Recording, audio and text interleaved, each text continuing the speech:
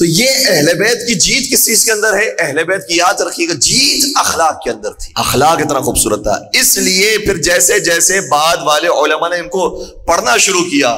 مجھے آپ ایک آج بات انصاف سے بتائیے, آج میڈیا جبکہ بہت زیادہ محدود ہے, آپ کے پاس چوائسز بہت ساری ہیں, ایک چینل تو نہیں ہے آپ کے پاس, آپ کے 50 چینل موجود ہیں, سوشل میڈیا آپ کے پاس موجود ہے, آپ کے پاس اپنے چینلز موجود ہیں, لیکن اس کے باوجود آپ محسوس کریں گے کہ ایک چینل آپ دیکھیں گے تو محسوس ہوگا کہ جیسے خاص پارٹی کی حمایت کر رہا ہے, اور دوسرے چینل کو دیکھیں گے تو آج ہی کے دور کے اندر, آج ہی کی تاریخ کے اندر دوسرا چینل دوسری پارٹی کی تعریف کر رہا ہوگا. ذرا تھوڑی دیر کے لیے تصور کر لیجیے کہ یہ جو دو چینل دو الگ الگ پارٹیوں کی حمایت کر رہے ہیں, اگر یہ دونوں چینل ایک ہی پارٹی کی حمایت کر رہے ہوتے اور اسی طریقے سے 70 چینل ایک ہی پارٹی کی حمایت کر رہے ہوتے, تھوڑا سا تصور کیجئے, ذہن بنائیے کہ اگر سارے کے سارے چینل ایک ہی پارٹی کی حمایت کر رہے ہیں اور 70 نہیں 700 چینل, 700 نہیں 7000 چینل, 7000 نہیں 70000 چینل ایک ہی آواز بول رہے ہو, تو کیا سامنے والے کی آواز سنائی دے گی آپ کو؟ 70000 شام کے ممبروں سے علی کو تان دیا جاتا تھا.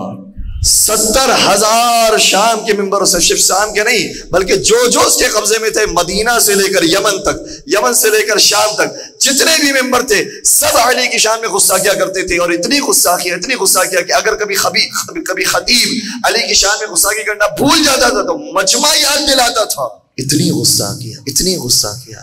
لیکن آج نام ہے تو صرف علی کا نام ہے یا اولاد علی کا نام. تو توجہ رکھیے گا, آج اگر ایک چینل بھی حمایت کرنے والا ہوتا ہے کسی پارٹی کا تو ہمارا ذہن کنفیوز ہو جاتا ہے کہ شاید وہ صحیح ہو. اور اگر سب ایک زبان بول رہے ہیں اور پھر اس کے مقابلے پر اگر علی اور اولاد علی کھڑے ہوں تو یاد رکھیے گا بہت بڑا امتحان ہے کہ جو علی اور اولاد علی نے دیا ہے.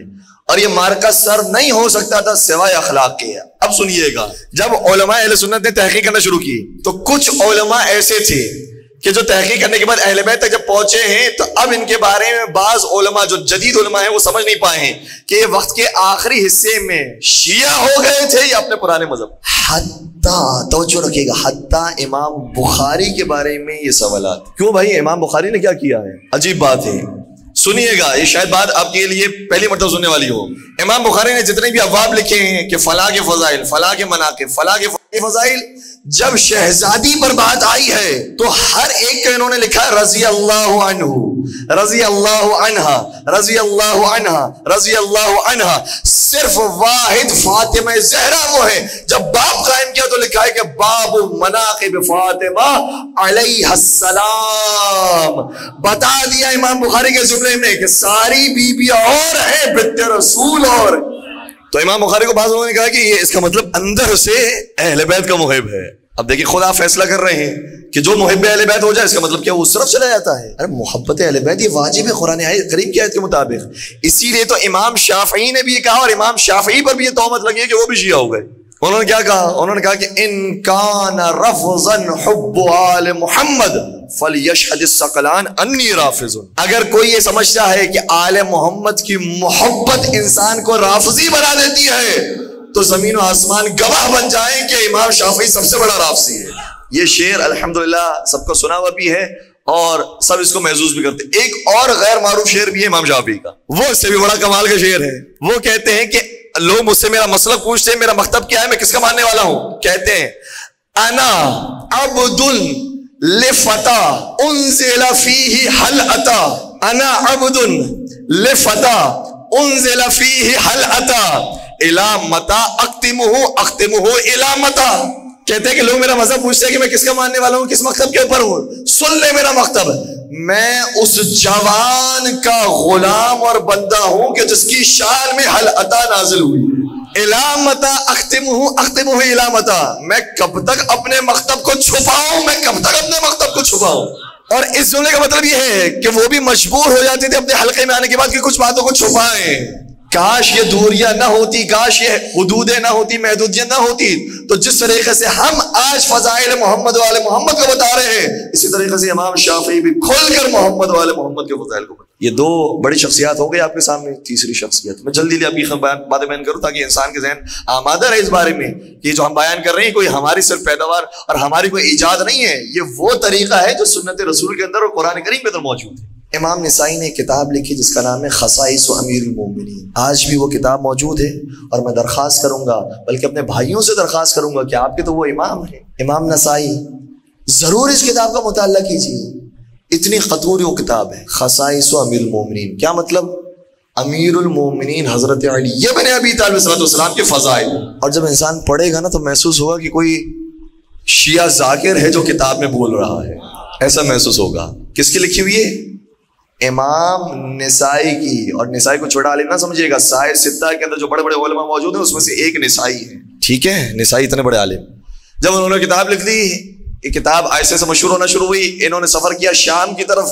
شام والوں کو پتا چلا کہ انہوں نے کتاب لکھی ہے مولائے کائنات کے بارے میں. انہوں نے کہا کہ ہمارے حاکم شام کے بارے میں کتاب لکھو. اب جواب سنیے گا حاکم نسائی کا جواب کیا ہے. کہنے لگے میرے پاس تو کوئی بھی ان کے بارے میں صحیح حدیث موجود نہیں ہے، اس لیے میں ان کے بارے میں کتاب نہیں لکھ سکتا. کہا کوئی تو حدیث ہوگی جو صحیح ہوگی اور آپ تک پہنچی ہوگی، آپ سمجھ رہے ہیں کہ وہ صحیح حدیث ہے. کہ ایک حدیث ایسی ہے کہ جو مجھے صحیح لگتی ہے. کہ بس وہی لکھ دیجئے، وہی بتا دیجئے. کہ پھر سنو وہ حدیث کیا ہے.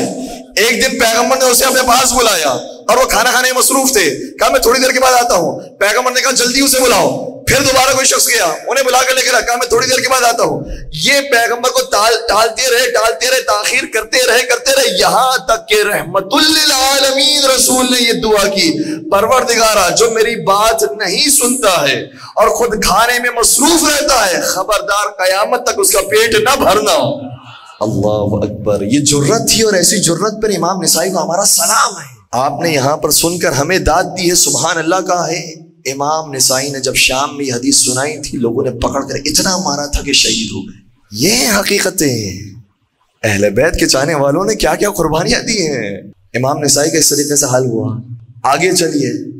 ابن صباغ مالکی، امام مالک کے فالوور، ابن صباغ مالکی نے کتاب لکھی ہے فصول المہمہ. یہ چیزیں نوٹ کرنے والی ہیں، ریکارڈنگ ہو رہی ہے، انشاءاللہ بعد میں آپ سکون سے سماعت فرمائیں گے اور یہ حوالے اپنے پاس نوٹ کیجئے گا. ابن صباغ مالکی امام مالک کا فالوور ہے. اس نے کتاب لکھی الفصول المہمہ، اور اس کتاب کے اندر ہمارے 12 اماموں کی سمان حیات لکھی ہے. ہمارے اماموں کی سمان حیات لکھی ہے، پہلے امام سے لے کر 12ویں امام. 5واں نام سبت ابن جوزی. سبت ابن جوزی، ابن جوزی اور ہے، سبت ابن جوزی اور ہے کہ جو ان کا نواسہ ہوتا ہے. سبت ابن جوزی بہت سی کتابیں لکھی، اس میں سے کتاب ہے، نوٹ کیجئے گا، تذکرۃ الخواص. اس کتاب کے اندر بھی سبت ابن جوزی نے 12 اماموں کی سیرت لکھی. اور جب ان کو ان کے حلقے نے گھیر لیا، کہا کہ لگتا ہے کہ آپ اس فکر کے ہو گئے ہیں، اس مکتب کی طرف چلے گئے، کنورٹ ہو گئے ہیں. اور اسے سوال کیا گیا کہ بھائی آپ بتائے تو صحیح کتنوں کو مانتے ہیں، کس کے ماننے والے ہیں. تو اب سنیے گا انہوں نے کیا خوبصورت جواب دیا. سبت ابن جوزی اپنے مجمع کے اندر پھنس گئے. جب کسی نے بابا جب سوال کر لیا یہ بتا کہ کتنوں کو مانتا ہے، تو انہوں نے برملا اور فی البدیہہ جواب دیا. کہنے لگا میں کتنی مرتبہ بتاؤں، میں 4 کا ماننے والا ہوں، میں 4 کا ماننے والا ہوں، میں 4 کا ماننے والا ہوں.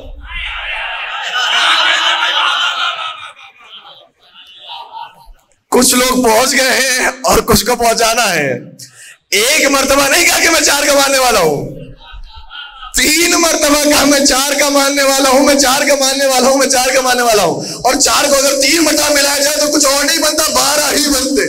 تو کس طریقے سے ہم تک فضائل اہل بیت پہنچے انسان سوچ نہیں سکتا. اور اس مجمع میں جواب دے کر تو نکل گئے تھے.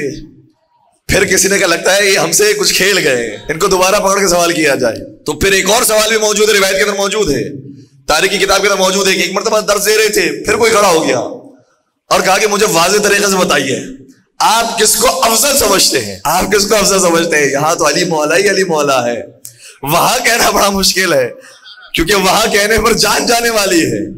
کہے تو کیا کہے. انہوں نے اتنا خوبصورت جواب دیا اور پھر کھیل گئے. کہنے لگے من کانت بنتہ فی بیتہ. اچھا یہ عربی زبان کا جملہ ہے. عربی زبان کے اندر خوبصورتی یہ ہوتی ہے کہ ضمائر جو استعمال ہوتی ہیں وہ ایک ضمیر ہوتی ہے لیکن اس کے اشارے بہت مختلف طریقوں سے ہو سکتے ہیں. شاید اردو میں آپ کو بات اتنی محسوس نہ ہو سکے لیکن میں کچھ انداز سے ترجمہ کرنے کی کوشش کروں گا.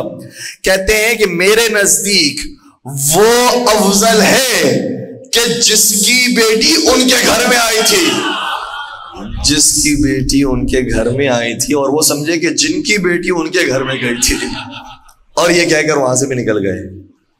تو اتنے مشکل حالات سے یہ فضائل، یہ سیرت ہم تک پہنچی ہے.